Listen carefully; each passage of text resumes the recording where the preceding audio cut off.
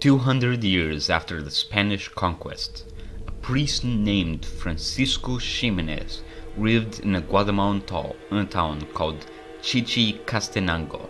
He discovered something incredible: preserved Mayan texts which had been kept hidden from Christian authorities seeking to destroy Mayan culture. Upon reading it, he was completely entranced. This is the account of when all is still silent and placid. All is silent and calm. Hushed and empty is the womb of the sky. These, then, are the first words, the first speech. There is not yet one person, one animal, bird, fish, crab, tree, rock, hollow, canyon, meadow, or forest. All alone the sky exists. The face of the earth has not yet appeared. Alone rise the expanse of the sea, along with the womb of all the sky. There is not yet anything gathered together. All is at rest, nothing stirs. All is languid, at rest in the sky. There is not yet anything standing erect, only the expanse of the water. Only the tranquil sea lies alone. There is not yet anything that might exist. All lies placid and silent in the darkness, in the night. All alone are the framer and the shaper, sovereign in the Quetzal serpent. They who have borne children, and they who have begotten sons. Luminous they are in the water, wrapped in Quetzal feathers and Cotinga feathers.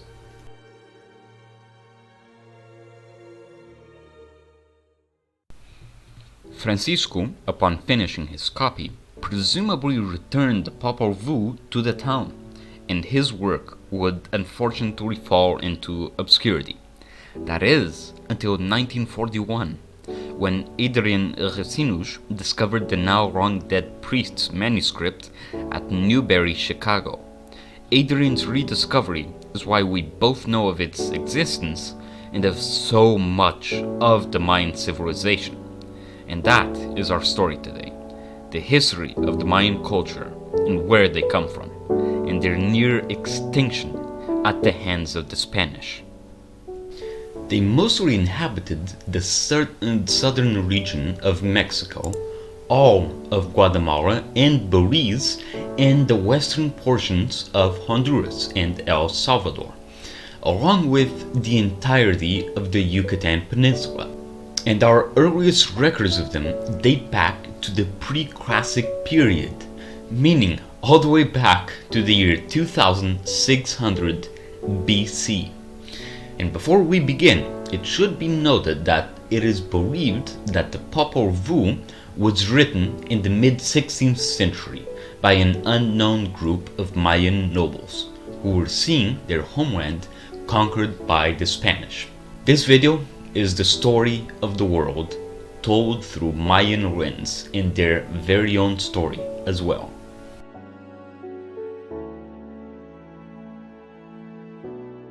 Yes, I'm aware that this topic is way too big for a single video, and I already got 2 series. No, I'm not starting series and immediately abandoning them the moment I'm bored or they don't do well.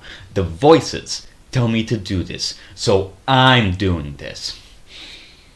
Anywho, Mayans, history, humans, weird stuff. Ask the Catholics, well, God fathered the planet, then Adam and Eve, then us into existence. Ask those heathen atheists, and then, well, they'll say we were all soup that came out of the Big Bang, and the rest is unknown. But the Mayans, well, they actually have a very interesting story that they wrote about in the Popol Vuh. In the beginning of the book, there is a section called the Primordial World, and it is the story of how the world began. Long, long ago, before any beast or animal was ever put on the earth, long before even a single blade of grass, the earth was just one endless sea, except of course for the framer and the shaper, who were alone. Okay, so what the fuck is the framer and the shaper? Well, the framer is someone who makes something by putting things together.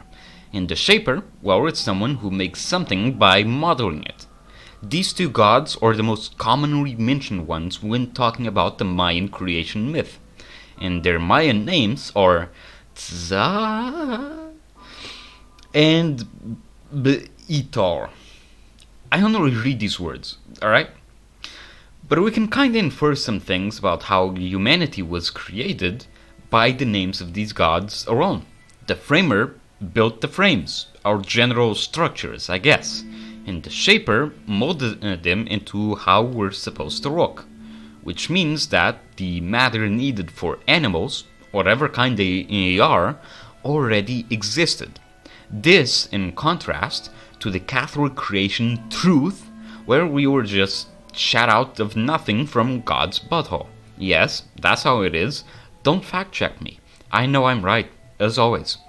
So we got these two bored gods just chilling in the earth, which is just an endless sea, and we got a third god, or straight up a trio of gods, which seems to be the main deities in the Popol Vuh, called collectively as Heart of the Sky, or Ukukskaj?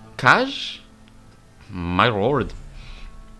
Heart of the Sky, upon conversing with the sovereign in the Quetzal serpent, would give birth to the earth as we know it. They prop down some trees and bushes first, then animal life, including humans. The creation of the earth is described as a joint effort by a number of gods, as something that they planned and deliberated on constantly. This reflects Mayan society, as a lack of unity was thought to lead to misfortunes and failures. It was to the point that if any disagreements began popping up between two people, ideally, you would take it to a respected elder to mediate between the two. But Heart of the Sky then asked each other, who would be the provider?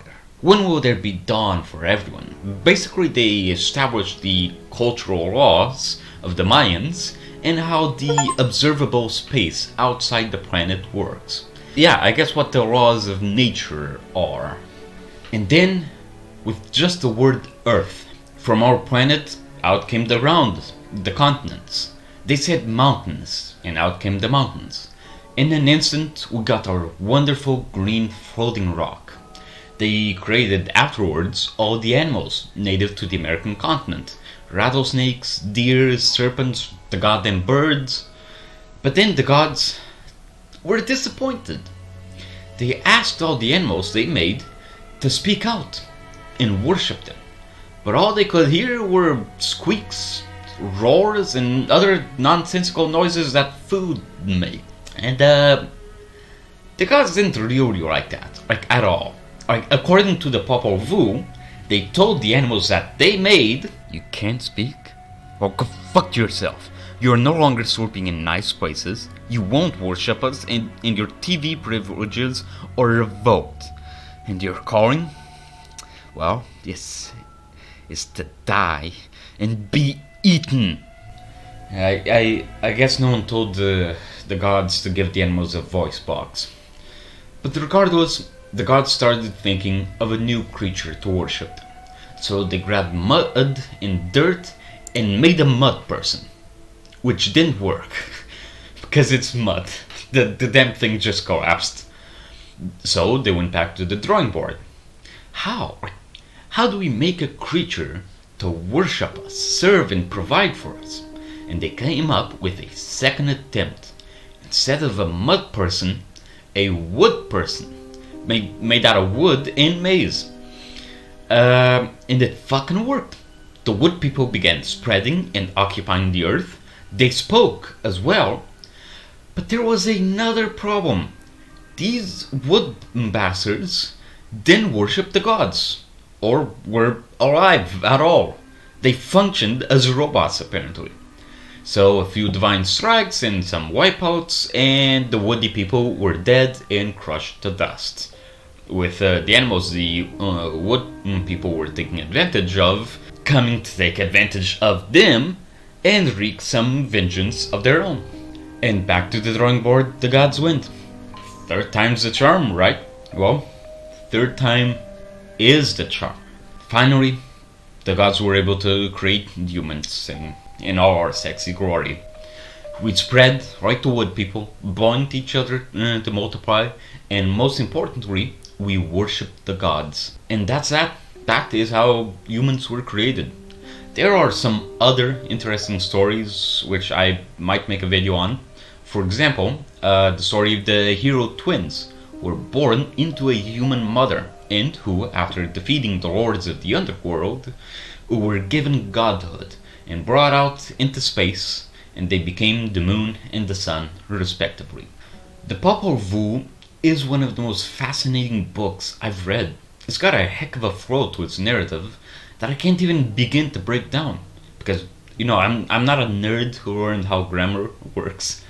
Literally, in school, I always aced test comprehension questions, but I always flunked grammar. The Mayans are mostly gone now. There's an estimated 500,000 of them in the entire world.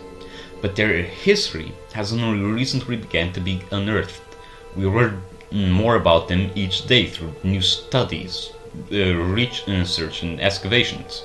How their culture worked, administration, military, all of it. And their legacy is one I'm very interested in learning more about. I want to know how the Mayans were conquered. And who led the conquest of the Mayans? Well, a man who earned a reputation for greed, cruelty, and who, in his life as a conquistador, was accused of many crimes by natives and Spaniards. None other than Pedro Alvarado.